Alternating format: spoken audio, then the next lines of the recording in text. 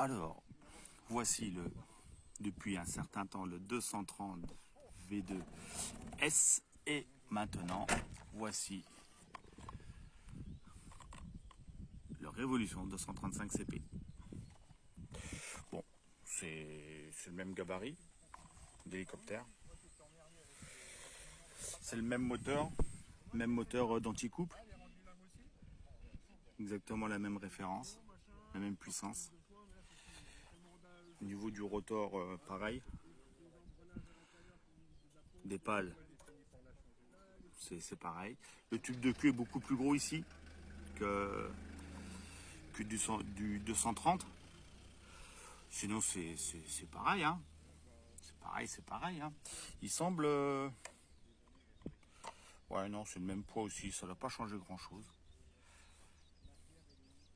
Bon. Alors, il est pris sur trois cerveaux ici, là. Comme ça, tac. Plateau cyclique.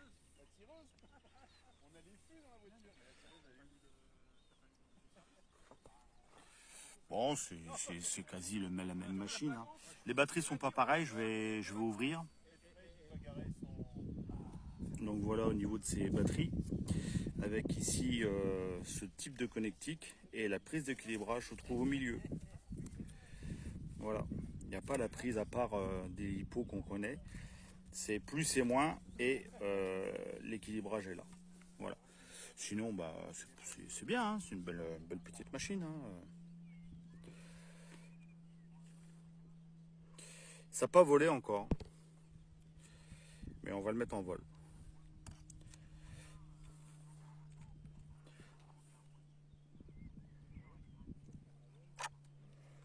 C'est pareil. Hein.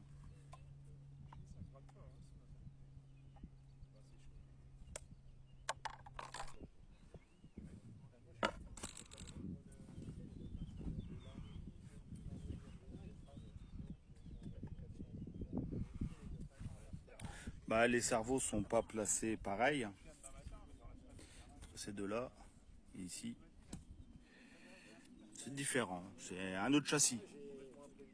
La taille est la même sinon. Hein. Même au niveau des pales, c'est pareil. Hein. C'est pareil, c'est pareil.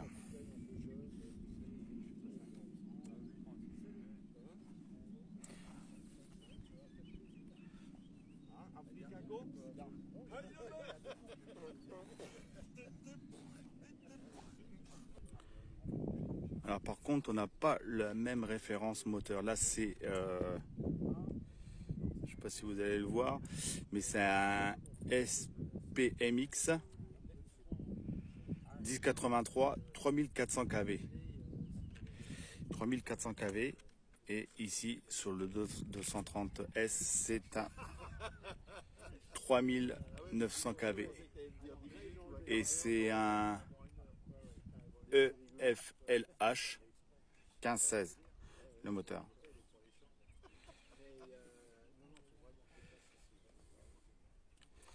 Donc c'est pas le même moteur, c'est pas le même moteur de rotor de principal, mais c'est le même moteur d'anticouple. Là c'est pareil. Bon, tube de queue beaucoup plus gros. Beaucoup plus gros, c'est certain.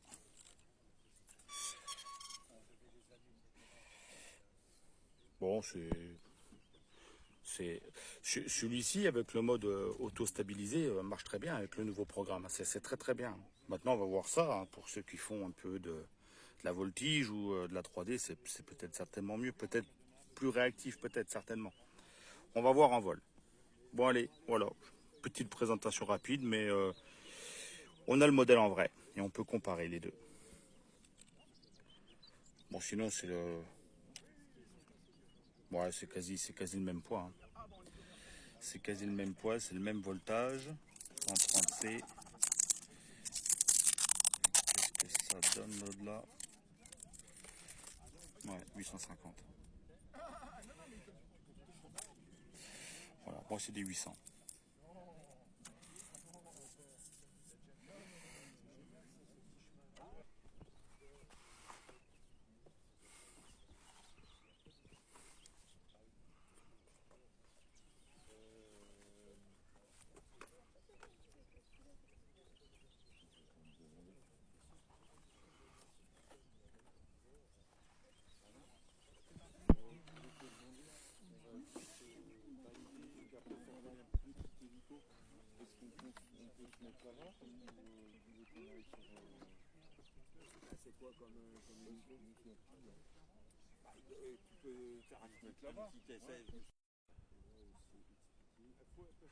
Donc le récepteur, il est autrement aussi, il est bien plus petit. C'est le AR 6250 MH XD. On a du mal à le voir, forcément, il est là. Hein. C'est difficile.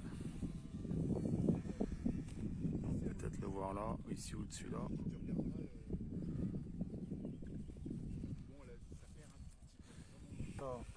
Que ici, c'est beaucoup plus gros sur le 230. Pour le binding, j'ai vu, il n'y a pas grand chose qui est noté sur la notice de la radio, mais alors ici, on y trouve aussi le chargeur Spectrum pour hélico et avion de la nouvelle génération. Alors qu'est-ce qu'on y trouve? Eh ben, on y trouve ceci. Voilà, petit câble USB, celui-ci, voilà, pour les batteries. Donc le chargeur et les accus. Voilà. Donc encore une fois, il n'y a pas de prise d'équilibrage comme les accus traditionnels, mais c'est les nouveaux chargeurs intelligents en fait, où le fil d'équilibrage se trouve au milieu. Voilà. Et connectique, nouvelle fiche aussi au niveau des connectiques. Donc voilà. C'est bien, hein, c'est propre, c'est petit, c'est sympa, c'est nouveau quoi. C'est nouveau. Bon bah voilà, le voici alors vraiment. On n'a pas volé encore avec, on fera. Alors pour ce qui est du bin, alors ce qui est intéressant, là on l'a fait tout à l'heure avec la NX8 Plus, c'est-à-dire lorsqu'on vient mettre la fiche du bin dans cette prise là, bah d'ailleurs elle est encore dedans là, et on alimente l'hélico. Et le fait de venir demander à la radio dans le programme de faire le bin, il demande en fait, il trouve l'hélico et dedans il demande si on veut le faire rentrer via le téléchargement. Parce qu'en fait, Vincent l'a fait rentrer manuellement et lui, il a trouvé un programme, parce qu'on était dans le programme, lorsqu'on a allumé la radio, on était dans le programme manuel. Donc, et quand on a voulu faire le bin entre les deux, la NX8 Plus a détecté qu'il y avait un programme, mais on pouvait aussi télécharger celui-ci de l'usine en fait. Donc en bas, il y a soit accepter ou sauter là entre les deux là. Et nous on a dit non, Vincent voulait pas le prendre sur d'usine, bon parce que je sais pas pourquoi. C'est dommage. Moi je lui ai dit tu aurais dû le prendre. Donc là on est au terrain. Ici on est au terrain, hein, donc on n'a pas la connexion. Alors je sais pas ça l'aurait téléchargé via la radio, j'en doute. Mais sinon le fait qu'elle aurait été la radio connectée à une box, et ben dans ce cas-là, elle aurait été chercher le fichier sur le net et le faire rentrer électroniquement en fait via le web en fait. Et moi je l'aurais fait comme ça. Je lui dis à Vincent, c'est dommage. Bon, en fait c'est pas grave. Il va avoir ça chez lui parce que là on a essayé des choses. Je trouve que ça. Déjà quand on a mis en route la radio avec le bin tout seul, plateau cyclique, il était pas droit du tout. Il était comme ça. Je trouve pas trop ça normal. Il doit être droit le plateau cyclique, hein, et le fait après. D'avancer, de reculer les manches, ça allait de droite à gauche, donc ça n'allait pas. Et puis quand on a commencé à mettre les gaz, c'est ici que ça tournait et non pas le rotor principal. Donc, et alors il était déjà en train de faire l'anti-couple, qu'il avait déjà pas le couple ici du moteur. Donc je sais pas ce qu'il a fait Vincent au niveau de la programmation. Bref, bon c'est pas grave. En tous les cas, on va voir ça. Il va être en vol de toute façon, c'est sûr. Mais ça sera pas aujourd'hui. Allez, bonne journée à vous.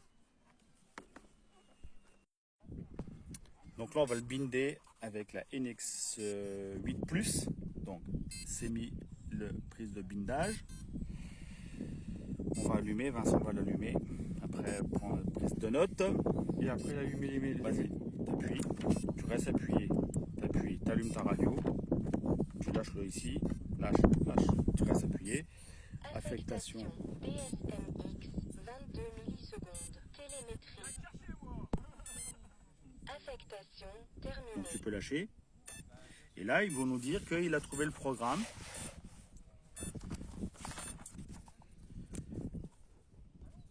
Voilà, donc on va dire, on va le charger. Je ne sais pas ce que ça va faire. Charger. On va valider ici. Cela écrasera, ouais.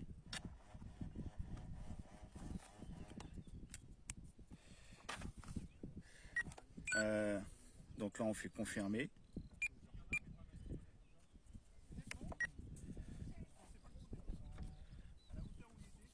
Comme on n'a pas de... Je pense que normalement, il faut la connecter au Wi-Fi, hein, de toute façon, quoi, sur une box. Hein. Ah ben là, il l'a prise. Voilà. Et il l'a prise. Alors qu'est-ce qu'il fait maintenant? Barre des fonctions. Voilà, on va voir. On va arrêter tout ça. Voilà.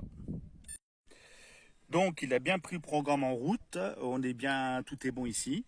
Le plateau cyclique, il est nickel par rapport à ce qu'on avait tout à l'heure, de ce que Vincent avait programmé manuellement.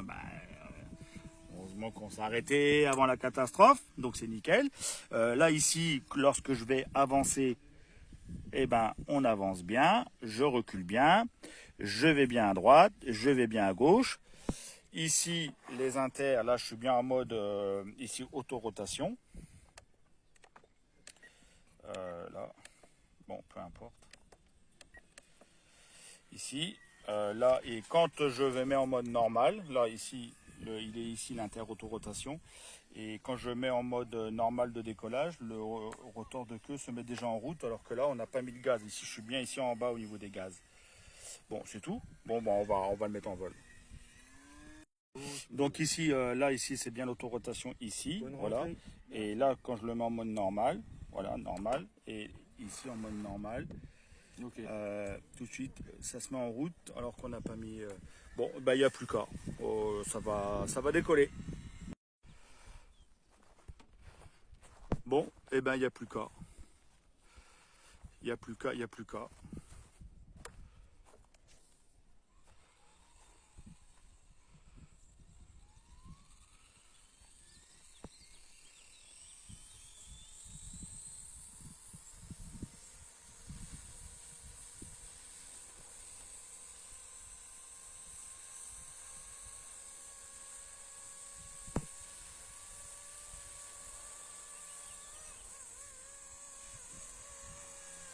Comme une fleur. Regarde-moi ça, il vient tout seul.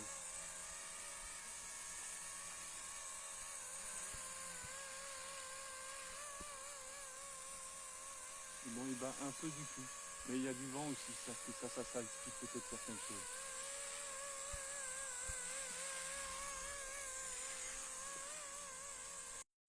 Alors vu que sur la batterie, là, il n'y a pas de prise d'équilibrage, on ne peut pas savoir de dire si on a fait à 10%, 20%, 30% après le vol. Mais bon, pour l'instant, c'est pas encore activé, mais on doit activer la télémétrie parce que l'avantage de celui-ci, en fait, c'est qu'il y a la télémétrie au niveau de la batterie. Voilà, c'est peut-être ça. Bon, moi, mon point de vue, vu que j'ai les 230 V2, SV2, bon, bah, vu que c'est la même catégorie, tout ça, je ne changerai pas mon 230 pour le 235. Ça, c'est une certitude pour moi. Parce que c'est le même, hein, c'est le 235 CP. Et c'est pareil, ça vole pareil, j'ai la même sensation, la même stabilité.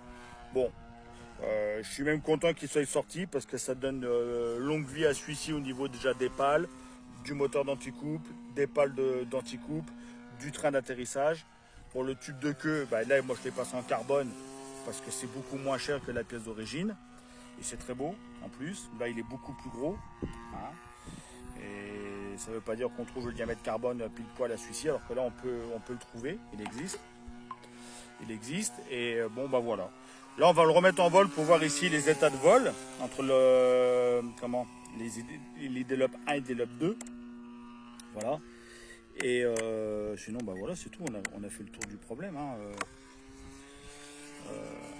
Voilà, les modes de vol, voilà, ici. Voilà, tac. Tac. On va voir un peu comment il va se comporter. Mais c'est très bien, c'est très bien. Bon, Vincent ne l'avait pas. Et comme celui-ci ne voulait pas l'acheter d'occasion, parce que on le trouve quand même encore d'occasion, il a voulu passer sur le 235 CP. Et Révolution, pourquoi pas. Mais moi, non, je ne changerai pas. Voilà.